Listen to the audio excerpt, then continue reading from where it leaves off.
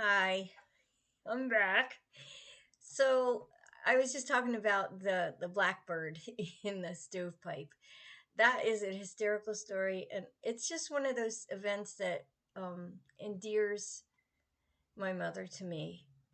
And I know it sounds terrible, but she was trying so hard, and she was so little and so unable to get it done.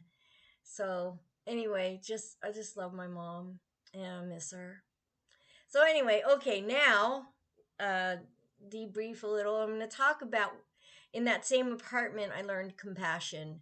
I think it's the compassion that I've had all my life, and learned it that very week. Maybe I was seems like those two incidents were on top of each other, because I remember them cleaning out the apartment from the black stuff, and we had to stay at my aunt's for a while. And then when we moved back in, there was a fire across the street. There was a big one family house across the street, and there was a lot of kids in the house. My mom used to say they were good Catholics, and there's no racist, no politically incorrect. But what that term meant back in the day was meant there was a 2 year old, a 3 year old, a 4 year old, a five. There was like children every single year.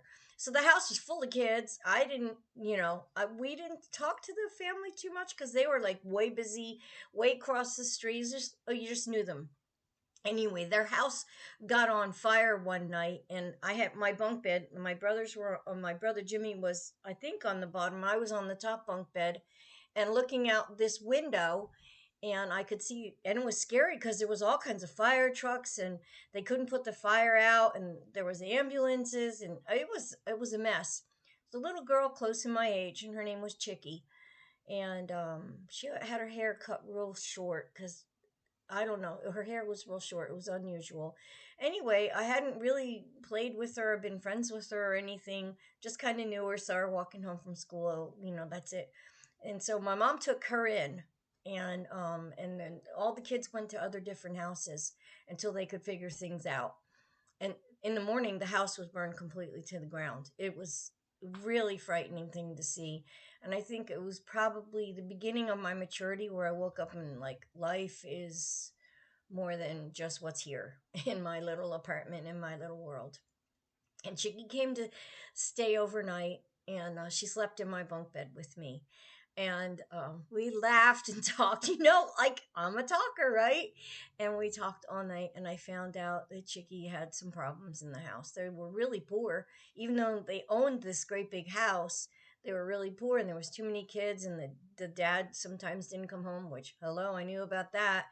And we got to be friends. But I think I just had so much compassion, and I remember giving her a stuffed animal, or I know I gave her some of my clothes, and mom said to me, "That's the right thing to do, Diane."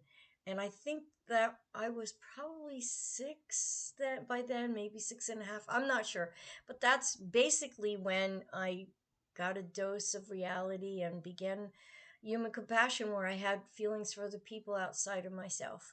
Anyway, I think that's all I wanted to say about that. And hey, I kept it only to 3 minutes. Wow.